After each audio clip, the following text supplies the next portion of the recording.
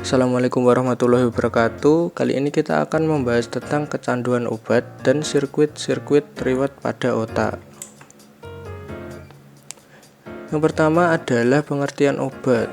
Obat adalah zat apapun yang menyebabkan perubahan fisiologis atau psikologi organisme saat dikonsumsi. Obat-obatan biasanya dibedakan dari makanan dan zat yang menyediakan nutrisi. Obat sendiri memiliki banyak jenis dan salah satunya adalah obat psikoaktif. Obat psikoaktif adalah zat kimia yang mempengaruhi fungsi sistem saraf pusat, mengubah persepsi, suasana hati, atau kesadaran. Dalam pengaplikasiannya, obat bisa diaplikasikan dengan 4 cara, yaitu lewat mulut, disuntikan, dihirup, atau diserap melalui selaput lendir. Selaput lendir sendiri itu merupakan selaput yang berada di rongga-rongga pada tubuh, misalnya di hidung, di mata, atau di mulut, dan lain-lain yang rongga yang berada di tubuh kita. Yang pertama adalah lewat mulut. Rute oral adalah rute pengadministrasian paling umum digunakan dalam banyak obat. Contohnya seperti pil, herbal yang bersifat makanan seperti itu. Begitu ditelan, obat itu akan larut dalam cairan di perut dan dibawa ke usus. Tempat obat itu diserap ke aliran darah. Akan tetapi sebagian obat dapat dengan mudah menembus dinding perut, misalnya alkohol.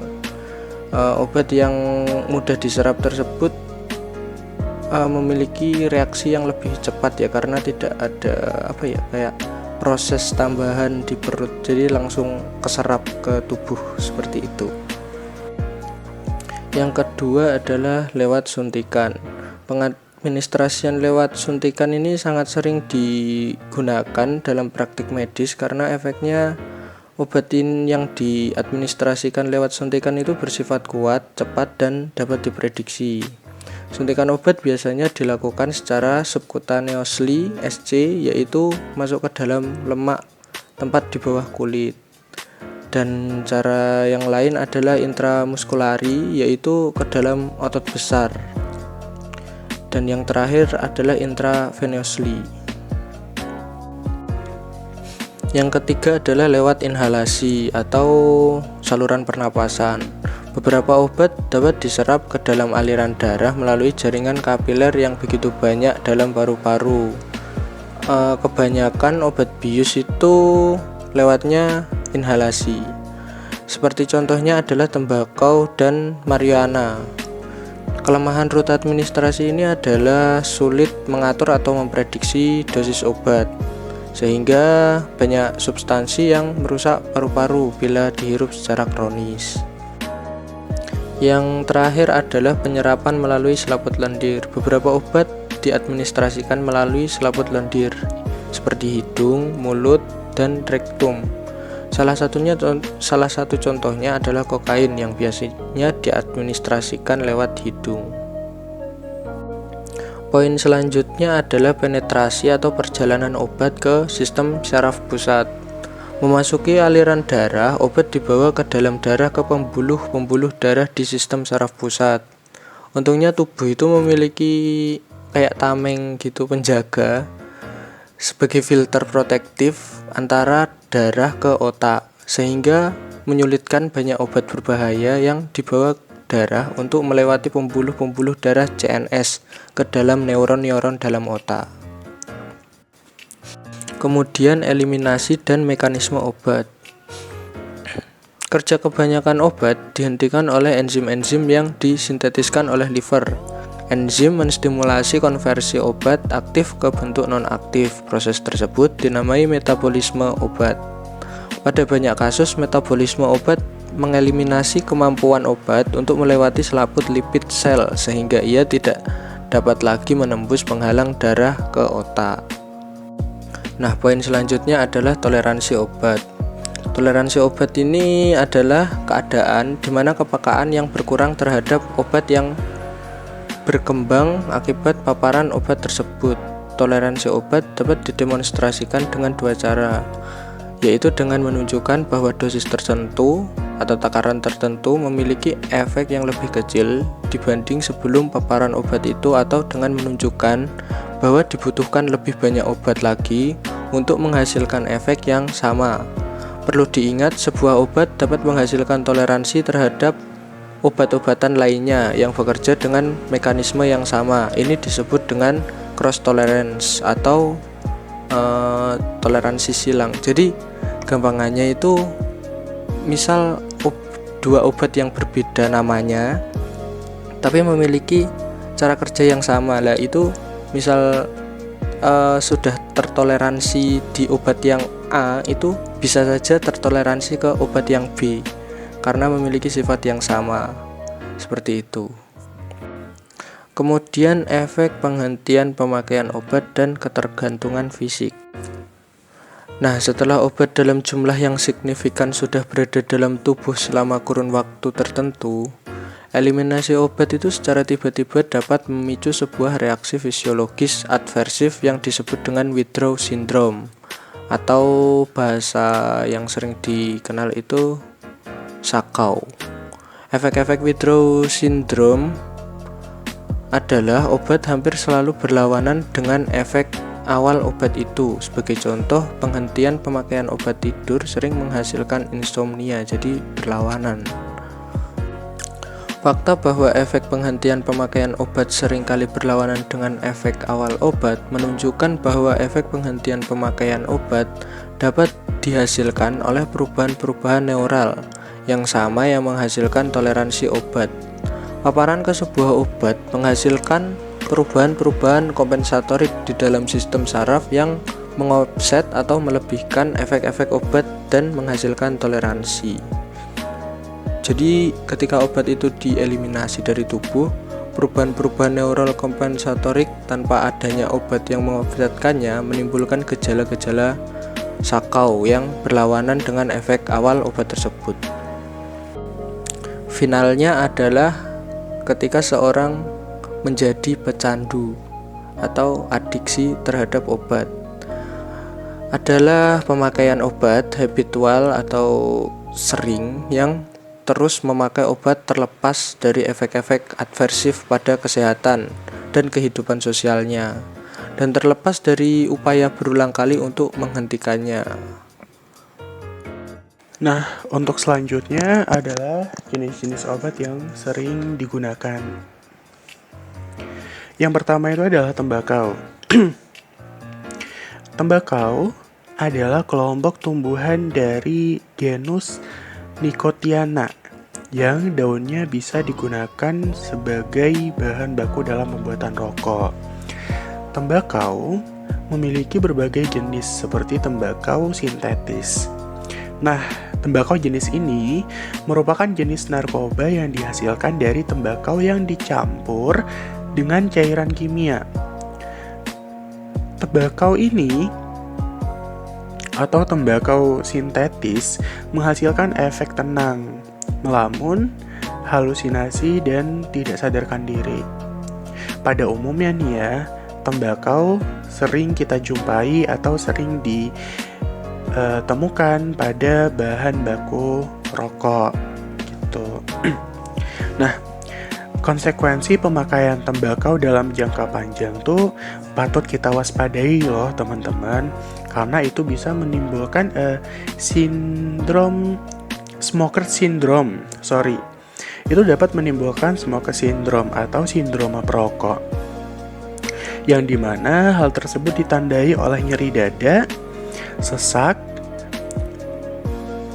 Sesak di sini yaitu adalah sesak nafas ya.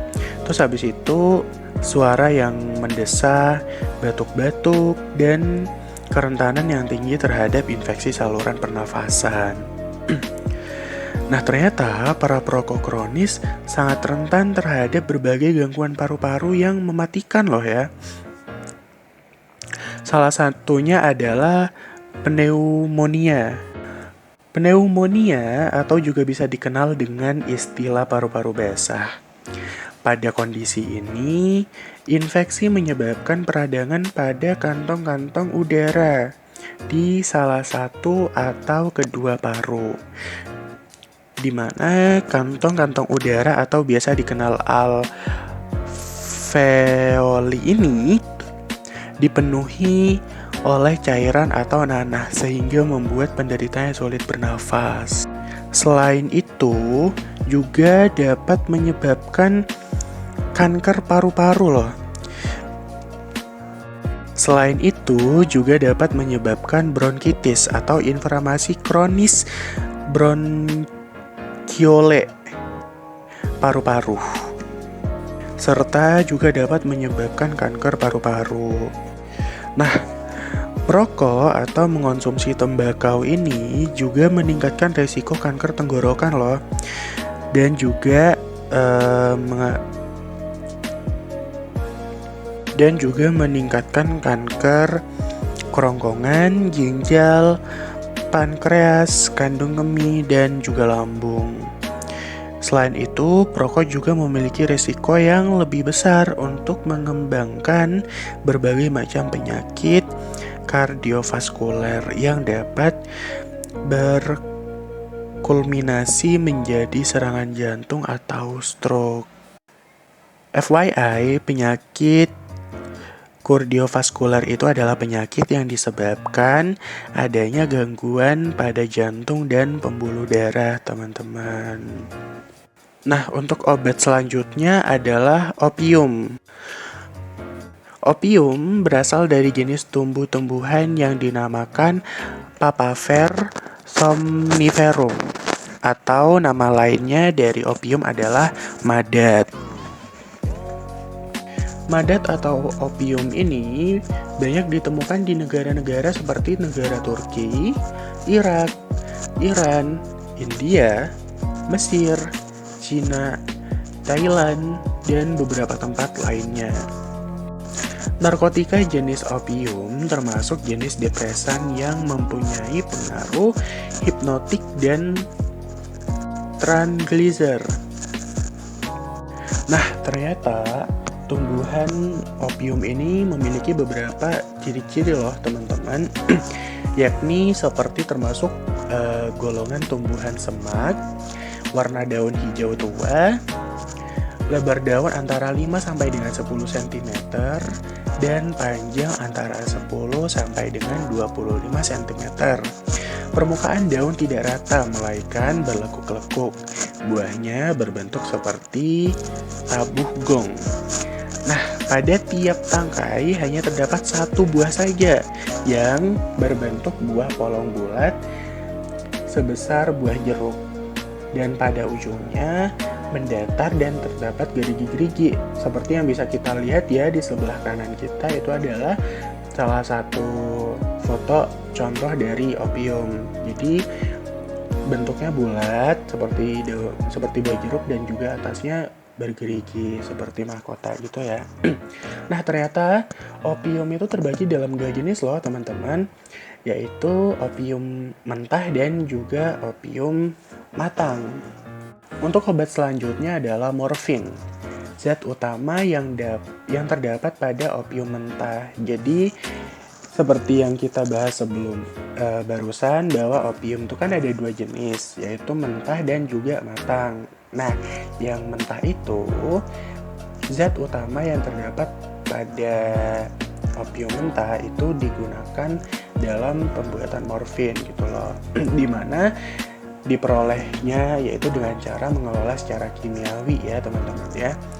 Dan juga morfin ini memiliki beberapa kegunaan ya.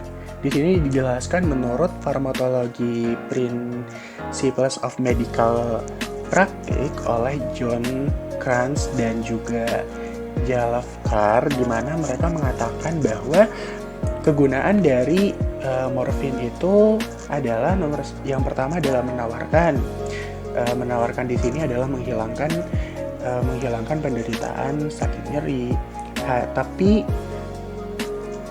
obat ini hanya berkisar kurang lebih 10 gram. Jadi bisa digunakan hanya dalam cukup dengan 10 gram saja ya, teman-teman ya. Terus yang kedua adalah menolak penyakit mejem atau yang biasa kita kenal adalah obat diare. Selain itu, morfin juga memiliki kegunaan untuk obat batuk kering yang tidak mempan kodein, serta dipakai sebelum diadakan pembedahan. Jadi biasa digunakan oleh para pakar medis ya teman-teman ya. Terus selain itu juga morfin ini dipakai dalam pembedahan di mana banyak mengeluarkan darah karena tekanan darah berkurang, dan yang terakhir adalah sebagai obat tidur karena rasa sakit menghalang-halangi kemampuan untuk tidur. Bila obat bius yang lebih lambat tidak mampu membuat rasa kantuk, jadi biasa dapat menggunakan morfin. Tapi balik lagi, morfin tidak bisa kita gunakan secara ilegal ya. Karena apabila pemakaian morfin disalahgunakan, maka akan selalu menimbulkan ketagihan. Ketagihan di sini adalah ketagihan fisis bagi si pemakai gitu ya. Nah, untuk obat selanjutnya yang sering disalahgunakan itu adalah obat heroin ya. Heroin berasal dari tumbuhan Papaver somnifera. Sama halnya juga dengan morfin tadi dan juga opium yang menghasilkan kodein, heroin disebut juga sebagai putau, di mana zat ini sangat berbahaya bila dikonsumsi dengan berlebihan yang dapat mengakibatkan kematian yang seketika. Nah, untuk obat selanjutnya adalah obat kokain. Berasal dari tumbuh-tumbuhan yang disebut Erythoxylon coca. Untuk memperoleh kokain yaitu dengan cara memetiknya dari daun koka, lalu dikeringkan dan diolah di pabrik dengan menggunakan bahan-bahan kimia. Serbuk kokain itu umumnya berwarna putih ya teman-teman ya. Rasanya pahit dan lama-lama serbuk tadi akan menjadi basah. Kokain juga memiliki beberapa ciri-ciri, di antaranya adalah kokain ini termasuk golongan tanaman perdu atau belukar. Di Indonesia, tumbuh di daerah Malang atau Besuki di Jawa Timur. Nah, tumbuhnya tuh sangat tinggi ya, kira-kira antara sekitar 2 meter. Tumbuhannya tidak berduri, tidak juga bertangkai. Berhelai daun satu, tumbuh satu-satu pada cabang atau tangkai. Dan buahnya berbentuk lonjong, berwarna kuning merah atau merah saja apabila sudah dimasak. Pecandu kokain cenderung mengalami kokain sprees, di mana memakai dengan tingkat asupan yang ekstrim tinggi selama periode 1 atau 2 hari. Selama kokain press, pemakaiannya menjadi semakin toleran terhadap efek euforia yang dihasilkan kokain. Salah satu efek dari kokain sendiri itu adalah memicu peningkatnya resiko stres. Dikarenakan penggunaan kokain itu tuh juga dapat mempengaruhi jalur otak dalam merespon stres. Nah, untuk yang selanjutnya adalah marijuana atau yang umumnya kita sebut tumbuhan ganja. Marijuana atau ganja adalah nama yang lazim diberikan kepada daun dan bunga yang dikeringkan dari Cannabis sativa. Mode umum konsumsinya adalah dengan menghisap daunnya dalam bentuk jom atau dengan menggunakan pipa. Prinsip bagian dari tanaman ini tuh adalah terdapatnya zat bernama THC atau tetrahydrocannabinol. Serta juga terdapat zat yang namanya itu adalah CBD atau cannabidiol. Udah banyak banget ya, udah banyak banget didokumentasikan dari efek adversif penggunaan berat marijuana, yakni yang pertama adalah sebagian kecil penghisap marijuana atau ganja yang menghisapnya dengan secara reguler cenderung mengembangkan berbagai masalah pernafasan seperti batuk, bronkitis, dan asma. Dan yang kedua adalah banyak orang yang percaya bahwa marijuana menyebabkan sakit mental, khususnya skizofrenia.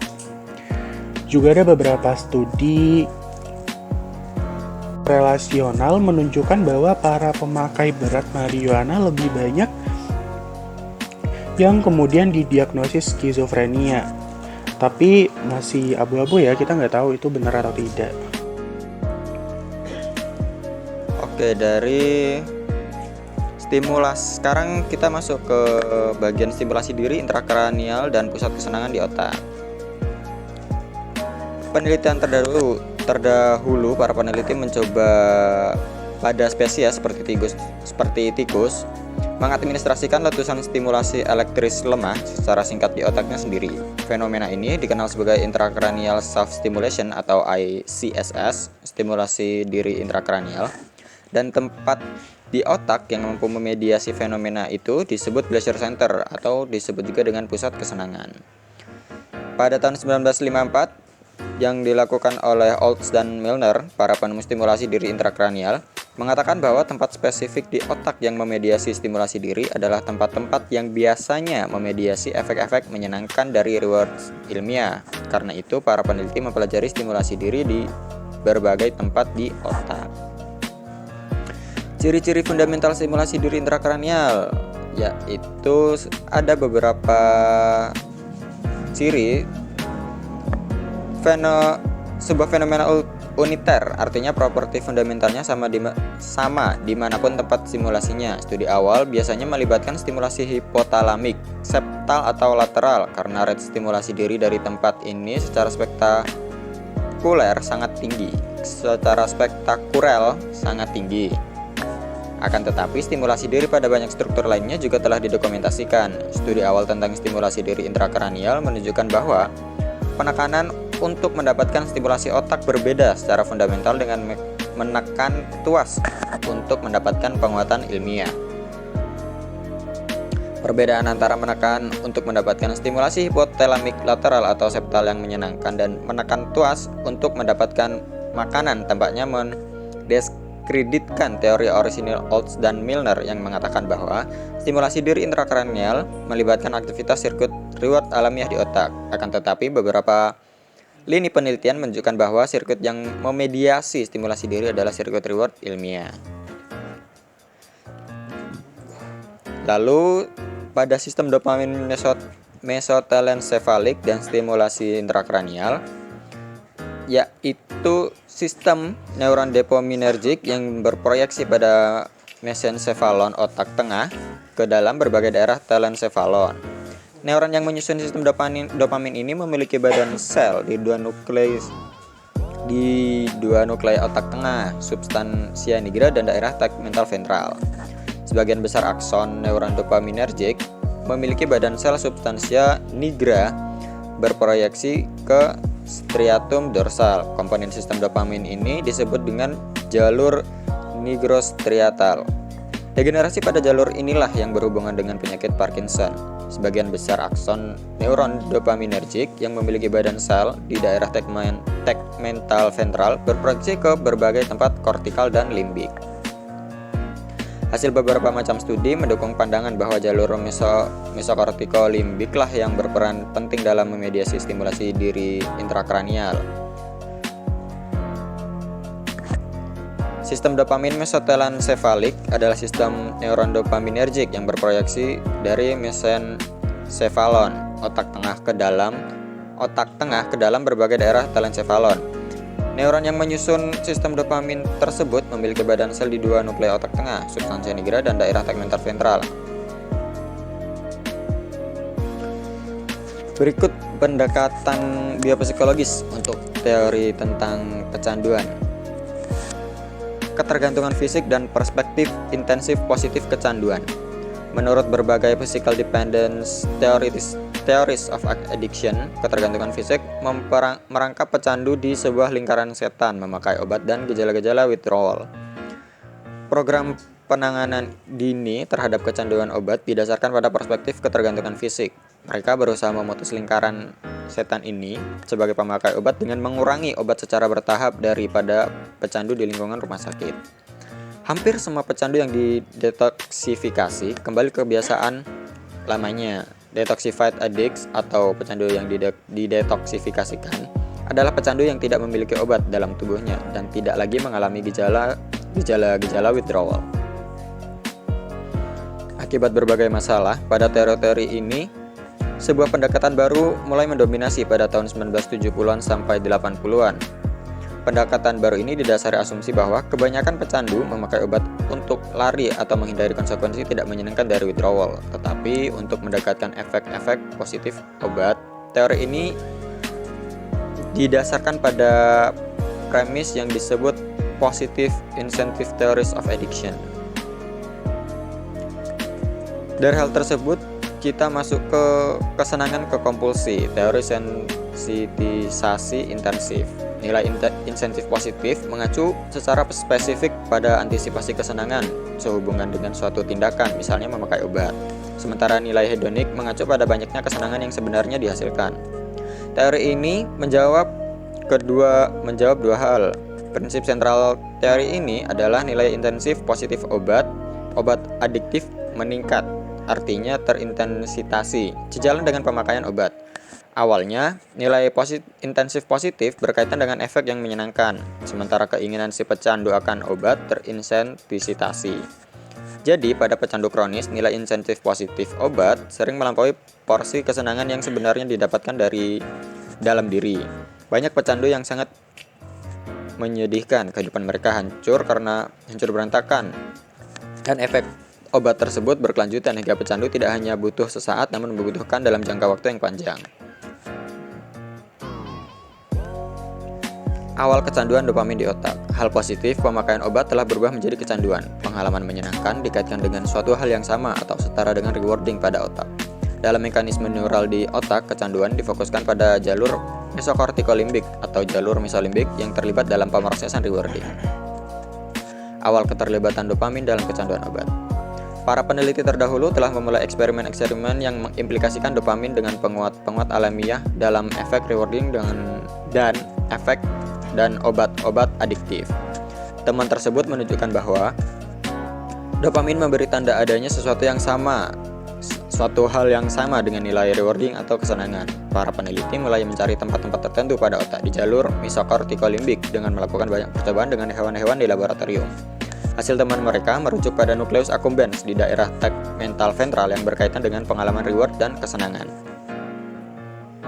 Pencitraan otak. Pencitraan otak pada para pecandu obat-obatan telah menghilangkan dopamin yang ada pada otak mereka. Tapi, jika berkaitan dengan obat mereka atau stimuli yang memicu, maka nukleus ambiens pada otak mereka menjadi hiperaktif. Ini dikarenakan nukleus ambiens berperan penting dalam membantu menyalurkan efek-efek rewarding atau kesenangan. Ekspektasi akan rewarding. Ada banyak hal yang berkaitan dengan pelepasan dopamin pada efek-efek rewarding dari obat-obatan adiktif dan penguat alami.